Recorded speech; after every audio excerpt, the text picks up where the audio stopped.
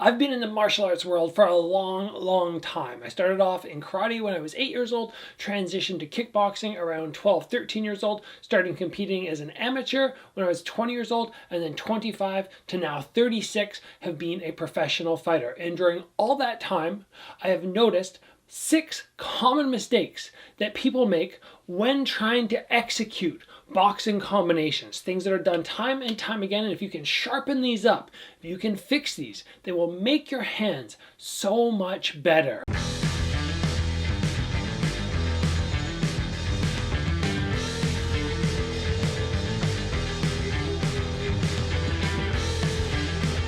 You guys probably noticed a little haircut. I was going for that long sort of slick back thing, but I started doing some sparring last week and realized, you know what, as soon as fight camp starts, I'm gonna have to cut this all off anyway, because it starts flopping down, gets in your eyes, and every time you get hit, every time, even in sparring, you take a shot, your hair just kafoof, kafoof, and it looks terrible. I went back and watched some sparring footage and went, oh my gosh, every time I get hit, it looks like my head's just getting jolted. My head's not really moving far, but my hair is. So if you guys have long hair, if you're a girl with long hair who wants to compete, make sure you either pin it down or, guys, chop it down, because the long hair just wasn't working. Now let's move on and start talking about these mistakes that are made when executing boxing combinations. And the reason I want to focus on boxing combinations today as opposed to single shots is when you're throwing a single shot, it's very easy to think of everything you're supposed to be doing and execute properly. It's when we start throwing combinations and we start doing multiple shots that the mistakes really come out. And guys, make sure you stick around to the very end of the video, because we are going to take everything we talk about today,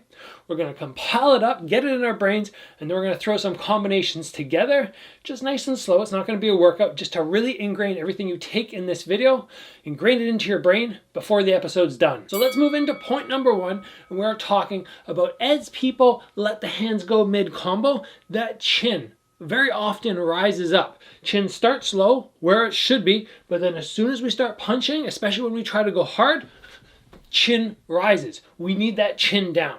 The chin down is going to stop us from getting dummied. If we take a shot right there, we want the shots coming off the forehead. We want to be able to tuck everything in. You can take a tennis ball, you can take a rolled up sock, throw it under your jaw, squeeze your chin right into your chest, and then just practice letting those hands fly out. The faster you punch, the more likely it's going to be that your chin will rise and whatever item you have tucked in there will fall down. So squeeze very tight, look through your eyebrows, and work that as you're letting those 2, 3, 4, 5, 6, 7 punches in a row go. Next point, but still talking defensively, trying to think about shots coming at us, is when we throw a single shot, we want to use our shoulder to protect our jaw.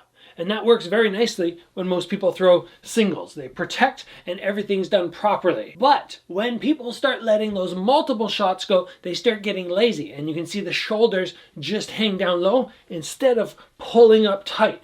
When I stretch my arm out, I try to bring that shoulder up on every single punch. And then you have less likelihood of leaving big openings and getting countered, because your whole head, basically from the eye down, is 100% covered by that shoulder. It's a fantastic, easy way to stay safe. So we already talked about the chin tucked. As long as we bring our shoulder up, now half our head is covered. It's fantastic. Now next up, we're looking at a very beginner mistake that is made, and that is, as we throw a punch, the other hand comes down. But again, when we throw single shots, it's easy to just leave that hand right there. It's when we start going 1 and then we go to 2, and then the other hand pulls low. Or maybe we think, oh, okay, I'm going to be really proactive about this.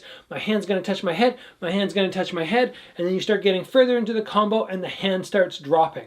The way that I've become so good at protecting my cheeks all the time, my entire head mid-combo, is I always touch. I'm constantly coming back and I'm touching right above my eyes or right to my temple. Every time, just bring it back. If I'm throwing a shot, I always have cut connection there.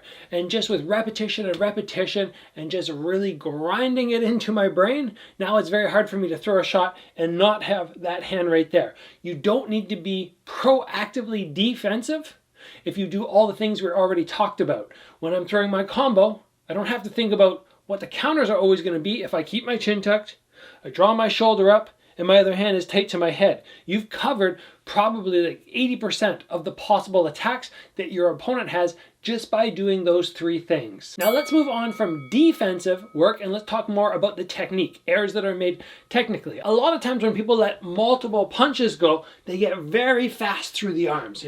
But they forget about the lower body. Anything that's happening with the shoulders, the hips, the feet on the ground, be very active in turning your shoulders. I throw my right hand, my right shoulder comes in front. I throw my left hand, my left shoulder comes in front. And remember, this all stems from the lower body. If I just punch with my arms, I'm probably punching with 50% power. But when I start engaging my feet, my hips, my shoulders will follow. And then from there, I can gain that extra power that makes the combos actually effective. If you're not punching hard, there's not much point in throwing combinations because you're just pitter-pattering and the guy's just going to go, well, these don't hurt, and he's just going to end up countering every time you throw. You need to have that power and also that length, that follow-through ability, which you're going to lack if you keep your body square and you forget about everything else except for those arms. Point number 5, we are talking about your breath.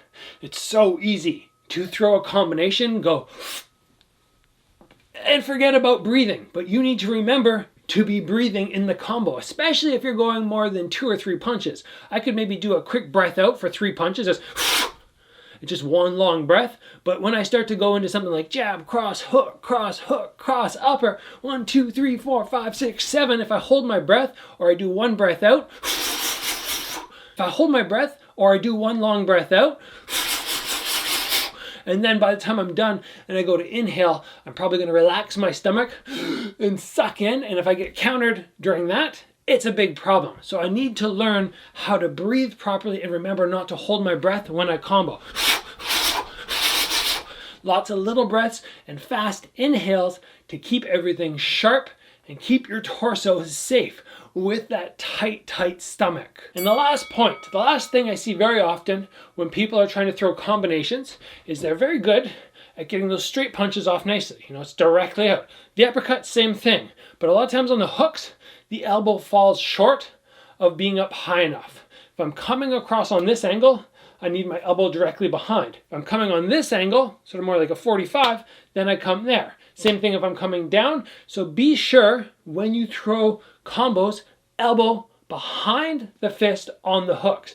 It's very important that I don't get sloppy and start just doing this, because then again, like we talked about, when we forget to engage our body, we lack power. Well, if I forget to lift my elbow and I throw my hook like this, I'm going to lack power. And again, there's not much point in letting that combo go. So be very aware when I throw my hooks, elbow high, and I get my entire body behind it so I can maximize that power and ultimately generate power, but not damage my wrists. I will damage these wrists very easy if I let that elbow hang down low. So it's a matter of creating power, but also protecting our body so we have longevity and we can continue training for as long as we want. Now, before you guys head off, let's throw some combinations together, try and put everything that we talked about today into practice. So let's make our first combo super slow. We're going to go jab, cross, hook, cross. Remember, we're going to keep our chin tucked. We're going to bring our shoulders up high when we throw. We're going to engage our whole body. We're not going to let our hands fall down low in between punches on the opposite side. We're going to breathe out. We have so many things to think about. Let's take it nice and slow. Let's start with single shots and we'll build on it. So throw the jab out for me. Shoulder tight, chin tucked, other hand tight. We've stretched out, maximized our distance. From there, let's rotate to the cross. Nice and long again. Everything's the same. Head doesn't have to move. Now from here, let's rotate to the hook, shoulder high. Now once we're done that, we'll come with one more cross. And then from there, we'll restart. We're going jab, cross, hook, cross. Nice and smooth, everything tucked in, shoulders high, right? That combo will go 4 times. Ready? 1. Think of everything we talked about today. 2. 3. 1 more, 4. We want to ingrain things like keeping our hands tight to our head as we throw, keeping our chin tucked. We do this actively thinking about it for, a week, a month, half a year every time we throw a punch, and then it just becomes muscle memory. Next, let's move into double jab, upper hook cross. Again, double jab, this hand stays planted, chin tucked, uppercut, hook, elbow high, cross. 4 times, ready. 1, jab, jab, upper hook, cross. 2, jab, jab, upper hook, cross. Remember to engage right from your feet. 3, jab, jab, upper hook, cross. 4, jab, jab, upper hook, cross. Let's go one more combination for tonight. We'll make it a little longer so we can work on our breathing. Hopefully everything else we talked about is already in there from the previous combos. On this one, we're going to keep it fairly simple but long. We're going to go jab, cross, upper hook, cross, cross. And we need to remember to breathe. Jab, cross, upper hook, cross, cross. All right, ready? And 1, 2. It's very sometimes intimidating for people to let that breath out, to actively be like, especially if you start yelling, but it's important to do. So when you're at the gym, try to put that embarrassed side away and just let yourself breathe, even if you're a little loud and you're a little self-conscious about it. Let's move into 2 more combos. How about? All right, and 3. And 1 more, chin tucked. Looking through the eyebrows, hands high, and breathe, and 4. All right, there we have it.